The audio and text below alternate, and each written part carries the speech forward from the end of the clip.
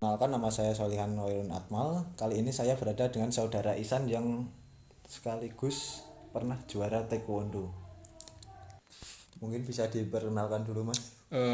Perkenalkan, nama saya Ihsan Amrudin, umur 22 tahun, asal dari Karawang. Oke.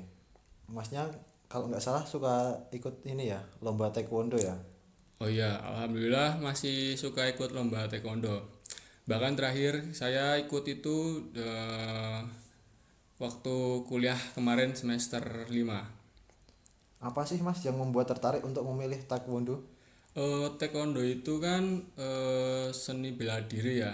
Jadi itu taekwondo itu kita bisa buat pegangan kalau di luar kita ada kejahatan. Jadi kita bisa menjadi tameng lah itu taekwondo itu.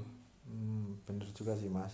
Ya, Terus prestasi apa saja yang pernah kamu raih, Mas? untuk prestasi dari ini prestasinya dari awal apa akhir-akhir ini? Mungkin bisa diceritakan dari awal sih, Mas. Oke, untuk dari awal, waktu pertama kali saya ikut taekwondo itu waktu kelas 2 SMP. 2 SMP saya ikut taekwondo, terus saya langsung diikuti lomba. Nah, waktu itu lombanya itu di mana? Di Surakarta. Di Surakarta. Alhamdulillah saya mendapatkan juara satu waktu itu di situ. Kemudian dari situ dari lomba pertama itu lanjut ke di daerah Jawa Timur. Di daerah mana ya? Saya kurang ingat, saya lupa soalnya udah lama. Pokoknya di Jawa Timur.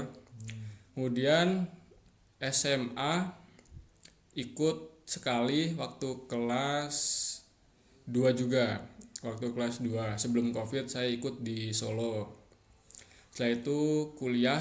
Nah, ini pas waktu kuliah ini malah sering ikut lombanya. Dari semester 1, 2, 3, 4, 5. Jadi kurang lebih 5 kali ikut kejuaraan di Yogyakarta ini. Oke, Mas. Selanjutnya, apa sih tantangan terbesar Mas saat menjadi atlet sekaligus mahasiswa? Oh, tantangannya itu eh, sebagai mahasiswa ya mungkin memanajemen waktunya.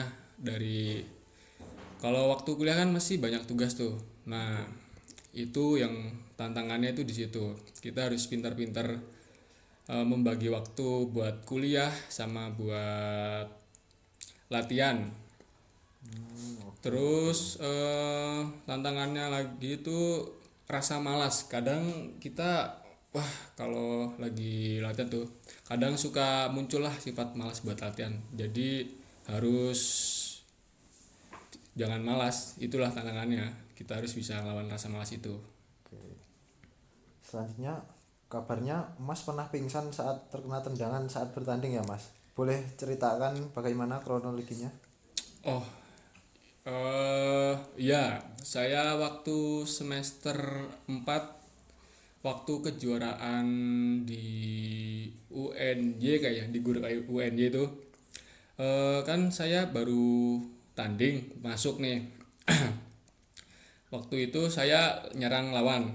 Nah, dapat poin terus dipisah sama wasitnya.